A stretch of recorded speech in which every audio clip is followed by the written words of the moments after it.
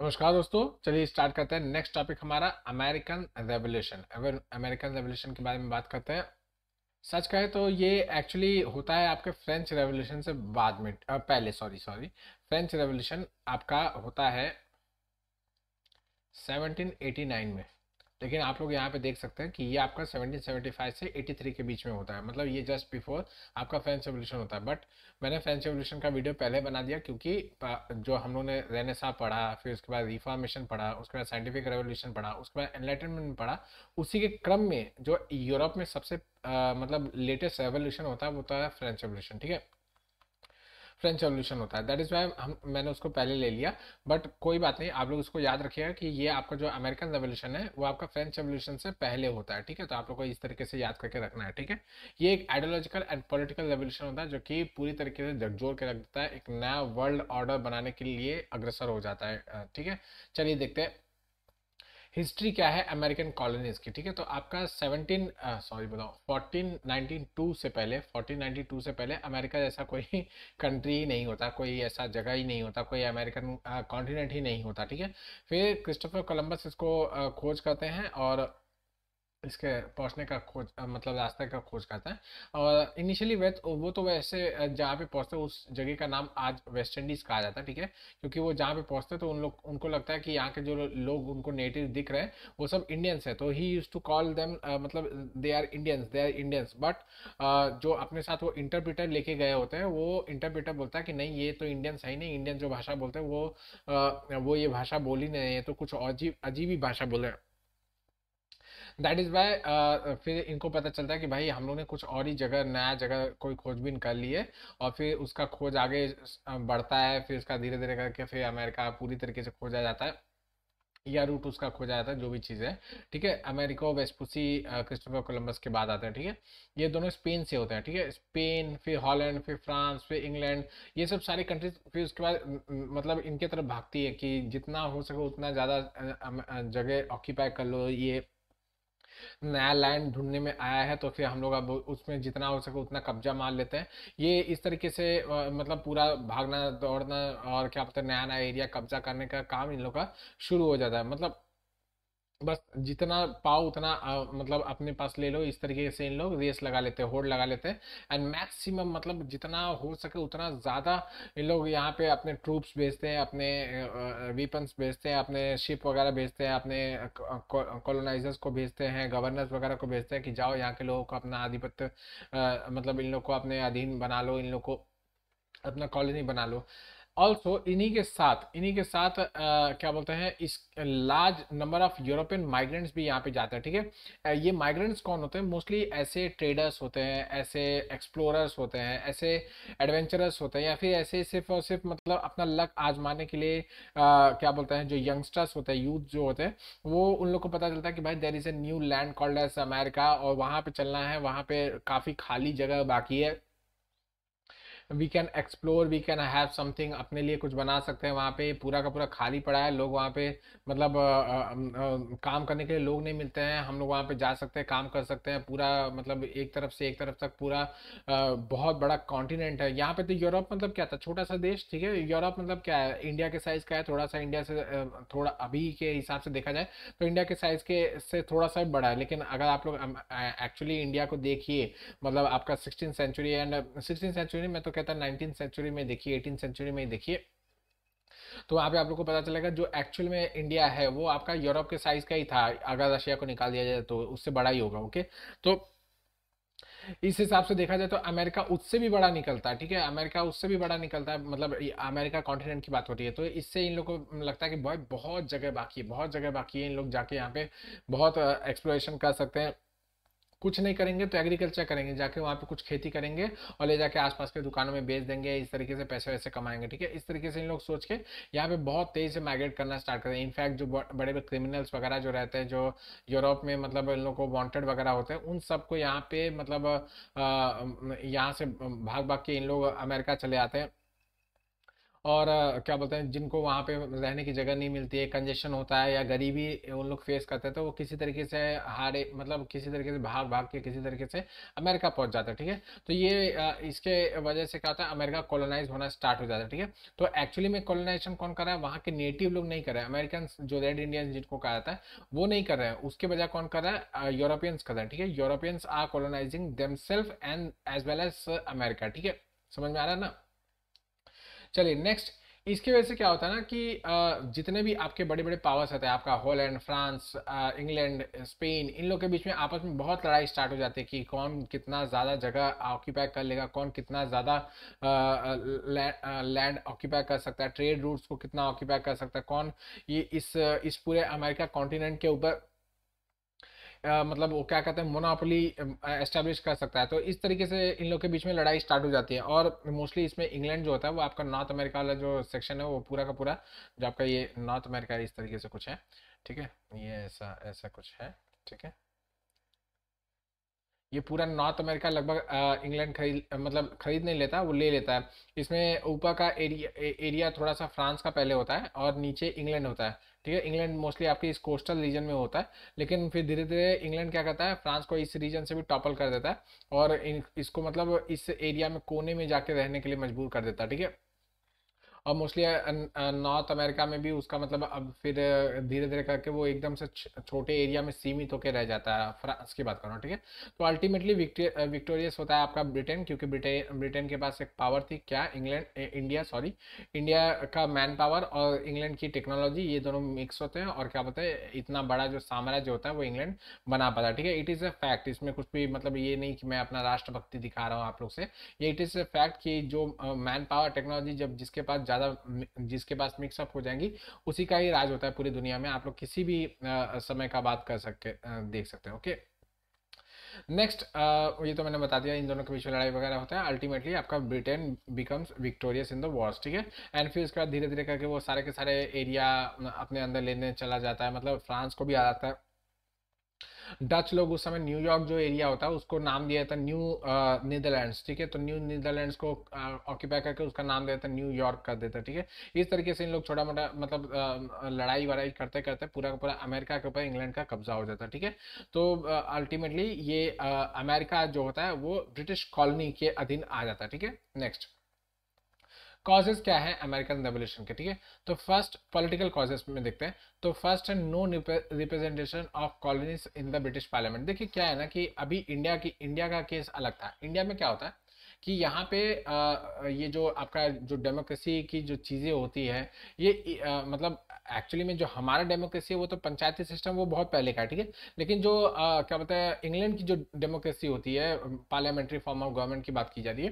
तो वो हमारे यहाँ पे इंग्लैंड के साथ आता है, मतलब ब्रिटिश रूल के साथ आता है। लेकिन यहाँ पे आप लोग को देखना होगा कि अमेरिका को कॉलोनाइज कौन कर रहा है, यूरोपियंस कर रहा है। Europeans are already familiar with this European type of parliamentary system, या फिर British type of parliamentary system से वो ऑलरेडी फेमिलियर है, ठीक है। तो इन लोग ये चाहते हैं कि भाई हम लोग भले कॉलोनी है, लेकिन हम लोग ब्रिटिश कॉलोनी है ना, तो हम लोग को मतलब ब्रिटिश पार्लियामेंट में भी हमारा भी तो अधिकार होना चाहिए। कॉलोनी का होने का मतलब ये हो गया कि we are also citizen of your country, ठीक है। अगर हम आपके सिटीजन्स हैं, तो आपका क्या आपका ये काम ये बनता है कि हम लोग की तरफ भी देखिए, हमारे भी मतलब हमारी भी जो मांगे हैं उसको सुनिए। अगर आप हमारी मांगे नहीं सुनोगे तो भाई कैसे चलेगा, हम लोग आपका सिटीजन्स है ना। और हमको एक एटलीस्ट एक रिप्रेजेंटेशन तो देना ही चाहिए आप लोगों की भाई। जब हमारा रिप्रेजेंटेटिव वहाँ पे खड़ा होकर बातें करेगा तो आप लोगों को समझ में आएगा कि हमारी भी कुछ मांगे हैं, हमारी भी कुछ वांट्स एंड नीड्स है, उसको आप लोग फुलफिल कर पाओगे, ठीक है। तो यहाँ पे रिप्रेजेंटेशन जैसा कुछ होता नहीं है। Next, resource draining of the colonies. इसके बारे में डिटेल में आपका इकोनॉमिक फैक्टर्स में हम लोग पढ़ेंगे, लेकिन आप लोगों को ये तो पता ही है कि भाई आपका रिसोर्स ड्रेनिंग करते थे। जैसे इंडिया के अंदर आप लोगों ने देखा है, हम लोगों ने डिस्कस भी किया कि किस तरीके से हम लोग सिस्टमेटिकली स्ट्रैटेजिकली रिसोर्स ड्रेनिंग वगैरह करते थे। यहाँ से चीज़ें उठा के लेके जाना, अपने हित के लिए यूज़ करना,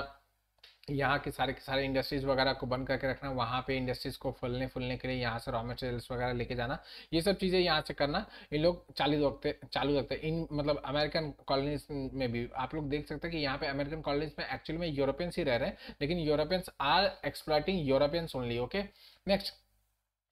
टैक्सेशन विदाउट रिप्रेजेंटेशन, इन लोग ने ये देखा कि भाई रिप्रेजेंटेशन तो हम लोग को मिला नहीं है, ठीक है, लेकिन हमारे पर टैक्स पे टैक्स, टैक्स पे टैक्स, टैक्स पे टैक्स लगाए जा रहे हैं हमारे ऊपर, मतलब हमारी कोई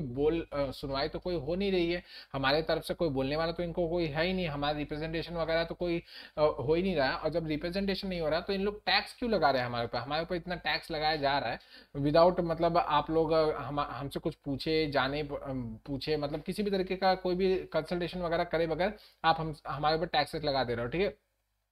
और हमको बोलने का मौका भी नहीं मिल रहा है, तो फिर ये तो भाई गलत चीज़ है ना। डेमोक्रेसी इस तरीके से काम थोड़ी ना करती है। तो हम लोग को भी चाहिए रिप्रेजेंटेशन, ठीक है, नो टैक्सेशन विदाउट रिप्रेजेंटेशन का ये स्लोगन दिया जाता है। इनफैक्ट ये स्लोगन हम लोग नॉन कॉर्पोरेशन मूवमेंट के दौरान भी, सिविल डिसोबीडियंस मूवमेंट के दौरान भी हम लोग इंडिया में यूज करते हैं, ठीक है, same slogan. Okay, lastly protest, ठीक है, बहुत सारे आपके प्रोटेस्ट धीरे धीरे करके स्टार्ट हो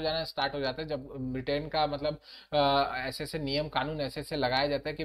मतलब यहाँ के जो मतलब कॉलोनी में रहने वाले जो लोग रहते हैं उन लोग से अनसस्टेनेबल हो जाता है कि भाई ये तो बेवजह, मतलब हम लोग इनकी कॉलोनी है, हम लोग इनके ही ब्लड से आए हैं, ये भी यूरोपियंस हैं, हम लोग भी यूरोपियंस हैं, फिर भी हम लोग के साथ इस तरीके से मतलब बर्ताव करते हैं, हम लोग के साथ ये दोगला बर्ताव करते हैं, तो ये तो बिल्कुल भी मतलब किसी भी तरीके से एक्सेप्टेबल नहीं है, ठीक है। तो हम लोग क्या करेंगे, प्रोटेस्ट करेंगे, तो they started protesting. Okay, next economic causes की बात करते हैं। तो फर्स्ट, इकोनॉमिक डेवलपमेंट को पूरी तरीके से कॉलोनी का इन लोग स्टॉप करके रखते हैं, भाई इकोनॉमिक डेवलपमेंट किसी भी तरीके से होना नहीं चाहिए। ओके, नेक्स्ट इन लोग ने एक काम किया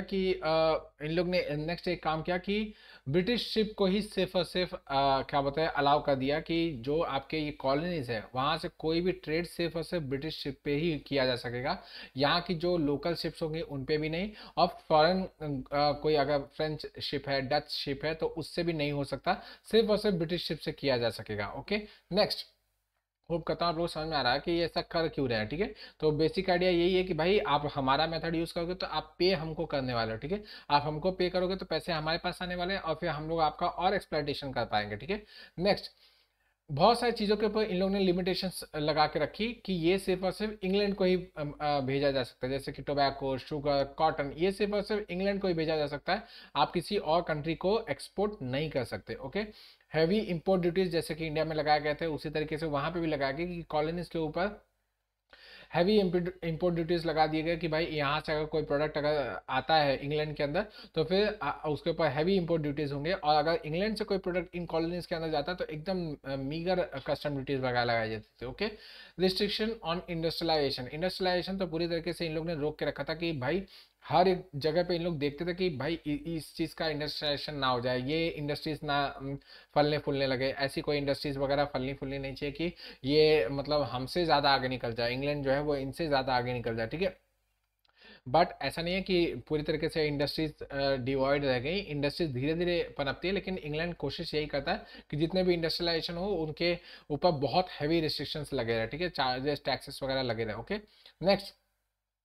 गुड्स जो कि इंग्लैंड से आते थे वो जबरदस्ती कॉलोनीज को खरीदने ही पड़ते थे, आप किसी और कंट्री से आने नहीं देने वाले, दूसरे कोई शिप से कोई सामान आ नहीं सकता, ठीक है, किसी भी और कंट्रीज का सामान यहाँ पे आने नहीं देने वाले हो, और जो यहाँ का सामान है वो आपके यहाँ पे सिर्फ जाएगा और किसी और कंट्री के पास नहीं जाएगा, तो यहाँ पे भी जो सामान आने वाला है वो आप ही के पास से आने वाला है, और कोई कंट्रीज इनको एक्सपोर्ट नहीं कर सकता, इम्पोर्ट नहीं कर सकता। तो इसके वजह से क्या होता था, कॉलोनीज के पास कोई ऑप्शन नहीं होता था just to buy the goods which England use to sell them. Okay, next,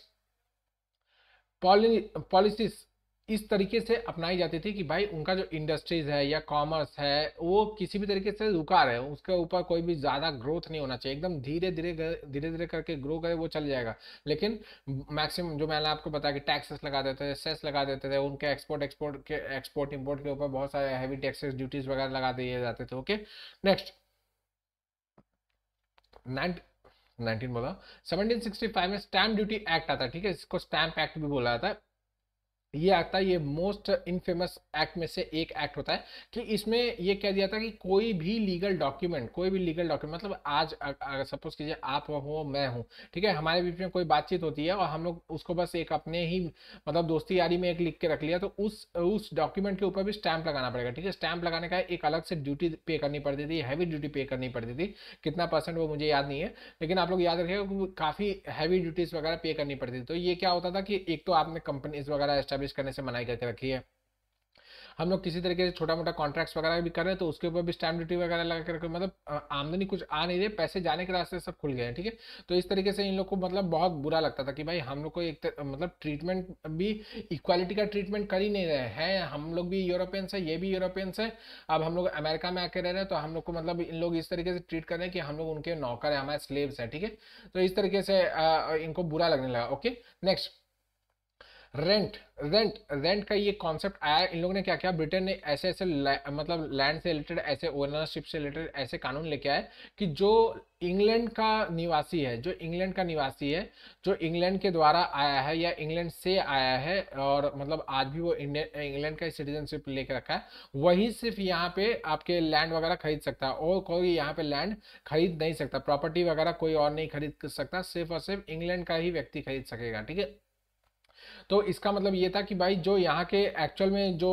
holders हैं, जो लैंड के मतलब यहाँ पे कोई भी व्यक्ति हो जो यहाँ पे आया काम कर रहा है, उसको कोई मतलब कोई सुनवाई नहीं है, आप वहाँ पे सिर्फ और सिर्फ एक क्या बोलते हैं, कॉलोनी के एक पर्सन हो जिसके ऊपर आधिपत्य किसका, इंग्लैंड का है, ठीक है। तो आप वहाँ के स्लेव ही एक तरीके से हो, ठीक है, next to you are equivalent to a slave. Okay, next,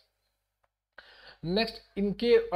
इनके ऊपर बहुत सारे टैक्सेस वगैरह लगाए गए थे, हालांकि इसके ऊपर जब प्रोटेस्ट वगैरह स्टार्ट हुआ तो इन लोगों ने सारे के सारे टैक्सेस लगभग खत्म कर दिए, मतलब सारे के सारे नहीं, कम कर दिए, किसी को अबॉलिश कर दिया गया, जो जो बुरे बुरे जैसे स्टैंप एक्ट वगैरह था, ये तो इन लोग को अबॉलिश कर दिया गया, टेम्परेरी टाइम पे कुछ कुछ को सस्पेंड करके रख दिया, कुछ कुछ को रिड्यूस कर दिया गया, लेकिन टी का जो टैक्स था वो पूरी तरीके से अबॉलिश नहीं किया गया, उसको वैसा का वैसा ही रखा गया, उसमें कोई भी डिफ्रेंशिएशन वगैरह नहीं किया गया। टी ये इंग्लैंड जो था वो चाइना और इंडिया से लेके जाता था, और वो पूरे दुनिया में टी के लिए ही फेमस था, जो ईस्ट इंडिया कंपनी थी वो चाय ही बनाती थी, हर जगह पे चाय ले जाकर बेचती थी, ठीक है। तो ये जो चाय का जो इसके ऊपर जो टैक्स लगा था इन लोगों ने खत्म नहीं किया, तो इसके खिलाफ इन लोग बॉस्टन टी पार्टी करते हैं, ठीक है, बॉस्टन टी पार्टी करते हैं और अपना विरोध पूरी तरीके से दिखाते हैं कि भाई हम लोग को अब हर चीज से आपके इस अत्याचारों से मुक्ति चाहिए। ओके, नेक्स्ट, ये रिप्रेजेंटेशन की बात तो मैंने कही थी कि भाई टैक्सेस वगैरह दिए लिए जा रहे हैं लेकिन रिप्रेजेंटेशन वगैरह नहीं दिया जा रहा। Okay, next, no taxation without representation. Okay, ideological causes, तो ये क्या है भाई, इसके इन समय में Locke, John Locke, Harrington, Milton, ये सब इंपॉर्टेंट इंपॉर्टेंट आपके थॉमस पेन, थॉमस जेफरसन, ये सब आपके इंपॉर्टेंट आइडियोलॉजिकल थिंकर्स थे, जिन्होंने बहुत सारे democracy, freedom, republic, rights of the person, rights of human being, rights of natural rights, इन सब के बीच में बहुत सारे इन लोग ने ट्रीटीज लिखे, बहुत सारे बुक्स लिखे, बहुत सारे थॉट्स वगैरह आपने पब्लिश करा, तो लोग पढ़ना स्टार्ट कर चुके थे, लोगों के समझ में आने लगा कि हाँ भाई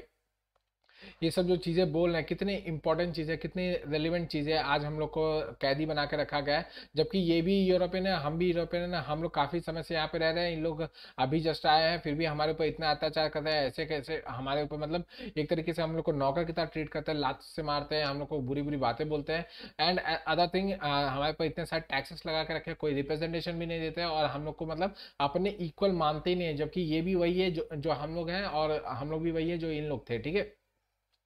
तो इस तरीके से इन लोग मतलब और बुरा बुरा मानने लगते हैं, साथ ही साथ जो इनएलिएबल राइट्स वगैरह के कॉन्सेप्ट इन लोग देते हैं, ये आपके थिंकर्स वगैरह देते हैं, तो वो भी इन लोग को लगता है कि भाई हमारे सारे राइट्स का, हम लोग को बोलने का अधिकार नहीं है, हम लोग को कहीं पे घूमने फिरने का अधिकार नहीं है, टैक्सेस वगैरह भी हम लोग इनके हिसाब से देते हैं, एटसेट्रा एटसेट्रा, बहुत सारी चीज़ें होती है जो इन लोग को इन लोग के ऊपर लगा के रखे गए होते हैं, तो ये इन सब से डिसकंटेंट पैदा होना स्टार्ट हो जाता है। ओके, एंड लास्टली इन लोग के दिमाग में एक चीज़ आती है, इरेशनैलिटी, की भाई एक कॉन्टिनेंट को कौन गवर्न करना है, एक आइलैंड गवर्न कर रहा है, तो ये बहुत ही मतलब इरेशनल चीज इन लोगों को लगती है, भाई इतना बड़ा अमेरिका कॉन्टिनेंट और उसको गवर्न कौन कर रहा है, आइलैंड एक छोटा सा इंग्लैंड, ठीक है। तो ये इन लोग को थोड़ा सा इलॉजिकल लगता है कि भाई हम लोग चाहे तो इनको मुट्ठी भर करके खत्म कर सकते हैं। ओके, अब रेवोल्यूशनरी वॉर स्टार्ट होता है और डिक्लेरेशन ऑफ इंडिपेंडेंस हो जाता है, ठीक है। कैसे, फिलाडेल्फिया में 1774 में 13 रिप्रेजेंटेटिव्स आते हैं आपके कॉलोनी से, 13 कॉलोनी जो ब्रिटिश की होती है वहां से आपके रिप्रेजेंटेटिव्स लोग आते हैं, और एक जॉइंट कॉन्टिनेंटल कांग्रेस के अधीन एक मेमोरेंडम बनाते हैं कि भाई हम लोग अब अलग होना चाहते हैं, हम लोग इंडिपेंडेंस हम लोग को दे दीजिए, हम लोग अमेरिका नाम का एक अलग कंट्री बनाएंगे, ऐसे ऐसे करके हम लोग जॉइंट अलग तरीके से रहेंगे, आपके अधीन हम लोग को नहीं रहना है, ये टैक्सेस आपको खत्म करने पड़े, मिलिट्री के इतने खर्चे वगैरह खत्म करने पड़े, ये सब चीज़ें बहुत सारी उसके अंदर क्लॉसेस वगैरह दे के रखते हैं, और जब ये किंग के पास जाता है तो किंग एज यूजल वैसे ही काम करते हैं कि रिजेक्ट कर दो भाई, ये क्या बकवास बात करें। तो ये रिजेक्ट कर देती है। जैसे ये रिजेक्ट करते हैं तो इन लोग क्या करते हैं कि भाई इन लोग वॉर डिक्लेयर कर देते हैं कि भाई अब तो हम लोग वॉर, अब तो वॉर स्टार्ट हो चुका है। इंग्लैंड और कॉलोनी या तो इन लोग रहेंगे या तो हम लोग रहेंगे, ठीक है, या तो लड़ते रहते मर जाएंगे वो चलेगा, लेकिन या तो फिर इन लोग को भगा के आज़ादी ले लेंगे, हम लोग अपना चैन सुकून से रहेंगे, ठीक है। तो अल्टीमेटली 1775 के अंदर कॉलोनियल मिलिशिया और ब्रिटिश ट्रूप के बीच में फर्स्ट टाइम लड़ाई स्टार्ट हो जाती है बुरी तरीके से, okay. And second continental Congress को 1776 में बुलाया जाता है, 4 जुलाई को इस दिन बुलाया जाता है कि भाई आप लोग आइए बैठिए और हम लोग आज डिक्लेयर करेंगे क्या, हम लोग इंडिपेंडेंट हैं। तो 4 जुलाई 1776 को इन लोग अपने आप को इंडिपेंडेंट घोषित कर देते हैं और अपने आप का फर्स्ट प्रेसिडेंट आपके क्या बोलते हैं जॉर्ज वॉशिंगटन को इनको घोषित कर दिया था कि George Washington is a first president of the United states of America. और ये 4 जुलाई 1776 को ये क्या बोलते हैं डिक्लेरेशन ऑफ इंडिपेंडेंस हो जाता है, ठीक है। नेक्स्ट बाकी लड़ाई वगैरह आप लोग याद रखने की कोई जरूरत नहीं है, किस तरीके से लड़ाई हुआ, क्या हुआ, कैसे कैसे, इस तरीके से। इस लड़ाई के अंदर आपके फ्रेंच लोग काफ़ी इनकी मदद करते हैं। क्यों मदद करते हैं? क्योंकि मैंने आपको बताया भाई फ्रांस और ब्रिटेन के बीच में जब लड़ाई होती है तो फ्रांस हार जाता है और ब्रिटेन जीत जाता है। और फ्रांस का जो ऑलरेडी एरिया रहता है, कनाडा वगैरह फ्रांस का पहले टेरिटरी था, उस सब से इंग्लैंड इनको बाहर निकाल देता है, ठीक है। ग्रेट ब्रिटेन इनको बाहर निकाल देता है, इनको छोटे से एरिया में सेक्लूडेड करके छोड़ देता है, सॉरी। और उसके आगे इन लोग को नहीं आने के पूरी तरीके से मतलब सारे के सारे प्रबंध कर देता है कि इन लोग इससे बाहर नहीं आ सकते और टेरिटरीज ये ऑक्यूपाई नहीं कर पाएंगे, ठीक है। तो फ्रांस क्या करता है, इनको एड करना स्टार्ट कर देता है। फ्रेंच जो अमेरिकन से लड़ाई कर रहे थे उनको फ्रांस से ट्रूप्स वगैरह पहुंचाना, उनको क्या बोलते हैं हथियार वगैरह पहुंचाना, पैसे वगैरह पहुंचाना, ये सारा का सारा काम फ्रांस करना स्टार्ट कर देता है। इसकी वजह से क्या होता है कि जो अमेरिका अकेला वॉर लड़ रहा था उसमें फ्रांस भी आ जाता है। इसी में और भी डच वगैरह जो और स्पेनिश वगैरह रहते हैं वो सब भी इनको मदद करना लगते हैं। हालांकि प्रोमिनेंट रोल आपका फ्रांस का होता है, ओके। इसी की वजह से क्या होगा ना कि फ्रांस धीरे धीरे गरीबी की तरफ चला जाता है। जो मैंने आपको बताया था कि लुई 16 जो थे वो गरीबी की तरफ हो जाते हैं, उनके ऑस्टेरिटी मेजर्स वगैरह फॉलो करने से मना कर देते हैं, उनके खर्चे ज़्यादा रहते हैं। उसमें एक कारण ये भी रहता है, मारिया एंटोनेट के सिवाय सिवाय और भी अगर कोई कारण है तो ये भी रहता है कि उन लोग इसके अंदर मदद करते रहते हैं कि चलो हम लोग लड़ाई अमेरिकन रेवोल्यूशन में पार्टिसिपेट करेंगे, इंग्लैंड को टॉपल कर देंगे, ठीक है। इस तरीके से उन लोग सोचते हैं। हालांकि फ्रांस का ये आइडिया रहता है कि जब इंग्लैंड हार जाएगा तो अमेरिका हमारे अधीन आ जाएगा, हमारे साथ काम करेगा या फिर हमारे अधीन आ जाएगा, डोमिनियन स्टेटस जैसा कुछ बन जाएगा। लेकिन ऐसा कुछ होता नहीं है, अमेरिका एक स्वतंत्र कंट्री बन जाता है, ओके। नेक्स्ट इसी के साथ इन लोग आपका डिक्लेरेशन के साथ आपका जो 4 जुलाई को डिक्लेरेशन करते हैं उसी के साथ कुछ राइट्स, कुछ बिल ऑफ राइट्स वगैरह दे देते हैं आपके कॉमन पब्लिक को, कुछ कुछ राइट्स वगैरह दे दिया जाता है। एंड फिर उसके बाद अल्टीमेटली ये लड़ाई काफ़ी दिनों तक चलती है। एंड 1781 को जॉर्ज वॉशिंगटन के सामने लॉर्ड कॉर्नवालिस, जो बाद में इंडिया के गवर्नर जनरल बन के आ जाएंगे या वॉइसरॉय बन के आ जाएंगे, उनके उनके उनके जो वो कमांडर होते हैं इंग्लिश पूरे के पूरे जो सेना रहती है उसके कमांडर होते हैं ये लॉर्ड कॉर्नवालिस, वो क्या बोलते हैं सरेंडर कर देते हैं जॉर्ज वॉशिंगटन के सामने 1781 को, ठीक है। हालांकि 81 में सरेंडर होने के बावजूद भी आपका इंग्लैंड जो होता है 2 साल तक इनको रिकॉग्नाइज नहीं करता है, बोलता है ना मैं मानता ही नहीं कि इन लोग अलग हो चुके हैं, मैं जब चाहूंगा तब इन लोग के ऊपर वापस से अधिकार कर लूंगा लड़ाई करके, ठीक है। इन लोगों को मानता ही नहीं है। तो 2 साल के बाद फिर किसी तरीके से फ्रांस इनके बीच में ट्रीटी करवाता है, इनके बीच में मतलब पीस स्थापना करवाता है। तब तक इंग्लैंड भी थोड़ा सा समझ जाता है, लड़ाई वगैरह काफ़ी हारा रहता है, वहाँ पे भी हारा रहता है, इंडिया में भी हारा रहता है। और क्या बोलते हैं जो यूएसए है वो अपने आप को थोड़ा सा मजबूत कर चुका रहता है इस बीच में। तो दैट इज़ वाई 1783 में इंग्लैंड यूएसए को रिकॉग्नाइज कर लेता है और बोल देता है कि हाँ भाई आज से ये वॉर खत्म हो जाती है, ओके। लास्टली इंपॉर्टेंस क्या है अमेरिकन रेवोल्यूशन का वो देख लेते हैं एंड वाइंड अप करेंगे, ओके। तो establishment of the first Republic, ठीक है, रिपब्लिक का एस्टैब्लिशमेंट हो रहा है, रिपब्लिक कॉन्स्टिट्यूशन का एस्टैब्लिशमेंट हो रहा है, मतलब एक रिटन कॉन्स्टिट्यूशन जो कि रिपब्लिक बेस पे है और पूरे वर्ल्ड में फर्स्ट टाइम ऐसा हो रहा है, ठीक है। इससे पहले इंग्लैंड दो it was a democracy but उसका रिटन कॉन्स्टिट्यूशन नहीं है, आज भी नहीं है। तो इस तरीके से देखा जाए कि रिपब्लिक का मतलब इससे पहले कोई कॉन्सेप्ट मतलब सबके दिमाग में पढ़ा वढ़ा तो रहता है, लोगों ने पढ़ा रहता है, जॉन लॉकी, जीन जॉकी रुको, इन लोग रूसो, इन लोग ने सब लोग ने लिखा होता है कि हाँ रिपब्लिक रिपब्लिक रिपब्लिक, लेकिन ऐसा कोई इंटरनेशनल मतलब कोई ऐसी कंट्री होती नहीं कि पूरी तरीके से रिपब्लिक। तो ये फर्स्ट रिपब्लिक होती है जो कॉन्स्टिट्यूशन के बेसिस पे एस्टेब्लिश होती है वर्ल्ड के अंदर, ओके। नेक्स्ट नेक्स्ट इनफैक्ट इसके बाद ही फ्रेंच रेवोल्यूशन में भी कॉन्स्टिट्यूशन बनने का काम स्टार्ट होता है। ओके, 1789 में टेनिस कोर्ट वो थे, याद होगा, अगर पुराना वीडियो आप लोगों ने देखा होगा, नहीं देखा होगा तो प्लीज़ देख लीजिएगा। ओके, तो इसके पहले वाला ही जस्ट वीडियो है। नेक्स्ट, इससे क्या होता है कि इससे पहले जो आपके क्या बोलते हैं मोनार्कियल सिस्टम होता है, इससे पहले पूरे के पूरे यूरोप में क्या होता है, मोनार्की है, उसके नीचे आपकी कॉन्स्टिट्यूशनल गवर्नमेंट फॉर्म हुई है, लेकिन अल्टीमेट हेड कौन होता है, मोनार्की होता है, और ये आपका नीचे गवर्नमेंट चल रही है, उसका कोई प्राइम मिनिस्टर होगा, वो आपके मोनार्की को रिप्रेजेंट करेगा, ऐसे ऐसे चीज़ें होती रहती है। बट ऐसा कभी फर्स्ट टाइम हुआ होता है कि एक Republican form of government establish होती है, जिसमें कोई भी मोनार्की जैसा सिस्टम नहीं है, पूरी तरीके से पब्लिक के द्वारा बनाई गई है, for the people, by the people and through the people, इस तरीके से जो चीज़ होती है वो यहाँ पे आ जाता है, फर्स्ट टाइम होता है। ओके, नेक्स्ट, फेडरल स्टेट जो इतना बड़ा कंट्री है उसका फेडरल पावर जो होता है उसको भी सेंटर और स्टेट्स के बीच में डिवाइड किया, या फेडरल गवर्नमेंट और स्टेट्स के बीच में डिवाइड किया गया था, जो एक मतलब फर्स्ट टाइम ऐसा होता है, और एक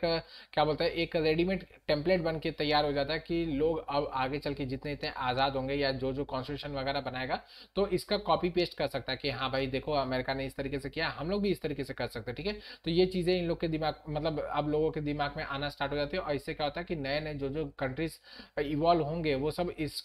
कॉन्स्टिट्यूशन को स्टडी करेंगे और अपने यहाँ पे भी इस तरीके से चीज़ें लागू करना स्टार्ट करेंगे। ओके, नेक्स्ट,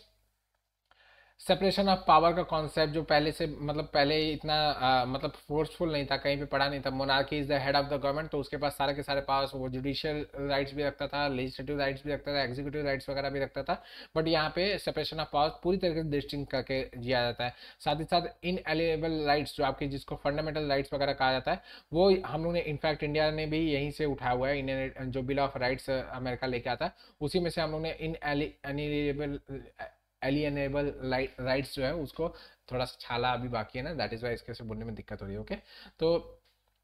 इसको क्या बोलते हैं, इंडिया ने कॉपी पेस्ट कर लिया अपने यहाँ पे एज ए एफ आर, जो आपका फंडामेंटल राइट्स है उनको। ठीक है, डेमोक्रेसी एस्टेब्लिश हो गई, लेकिन कंप्लीटली नहीं एस्टेब्लिश हुई थी, क्योंकि यहाँ पे जो निग्रोस होते हैं, जो स्लेव्स होते हैं, उनको और वुमेन्स लोग को वोटिंग राइट्स वगैरह नहीं दी गई रहती, जैसे कि इंडिया ने किया था। इंडिया ने जैसे आज़ाद हुआ सबको वोटिंग राइट्स दे दिया, इररेस्पेक्टिव ऑफ देयर किस कास्ट, रिलीजन, क्रीड, किससे वो बिलोंग करते, कोई फर्क नहीं पड़ता, 21 साल के हो तो आपको क्या बोलते हैं वोटिंग राइट्स मिलते हैं। यस, शुरू में आपका 21 साल था, लेकिन फिर 61st कॉन्स्टिट्यूशनल अमेंडमेंट एक्ट से उसको 18 ईयर्स का दिया जाता है। ओके, नेक्स्ट, इसके बाद एक टेम्पलेट बनने की वजह से ये यूरोप के अंदर फिर रिवोल्यूशन स्टार्ट होता है, फ्रेंच रेवोल्यूशन, फिर जर्मनी का यूनिफिकेशन, इटली का यूनिफिकेशन, ये सब इसी वजह से होता है। अमेरिकन रेवोल्यूशन का एक डायरेक्ट कॉज, मतलब इफेक्ट होता है, सॉरी, इफेक्ट होता है आपका फ्रेंच रेवोल्यूशन एंड क्या बोलते हैं unification of Germany, unification of Italy, and फिर उसके बाद में काफ़ी दिनों के बाद रशियन रेवोल्यूशन वगैरह जो चीज़ें होंगी वो सब चीज़ें इसी का एक डायरेक्ट इफेक्ट पैदा करती है। ओके,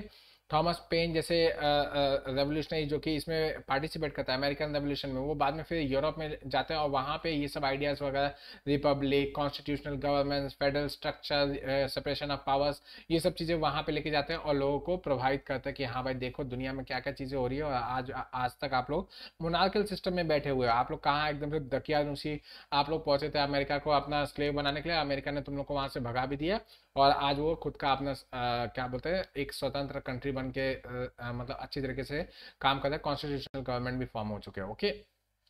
चलिए इसी के साथ वाइंड अप करता हूँ, आप लोग से कल फिर मुलाकात करूंगा लगभग इसी टाइम में, तब तक ऐसे पढ़ते हैं, थैंक यू मैच, चलिए बाय।